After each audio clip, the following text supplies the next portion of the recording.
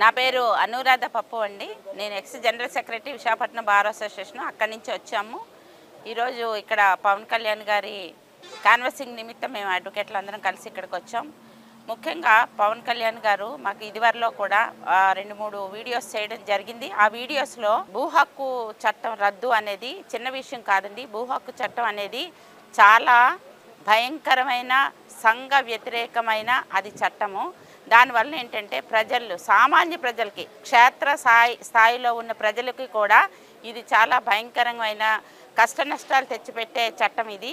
అటువంటి చట్టాన్ని మన పవన్ కళ్యాణ్ గారు తాను పదోన్నతులు అయిన తర్వాత అది రద్దు చేస్తామని మాకు హామీ ఇచ్చిండ్రు.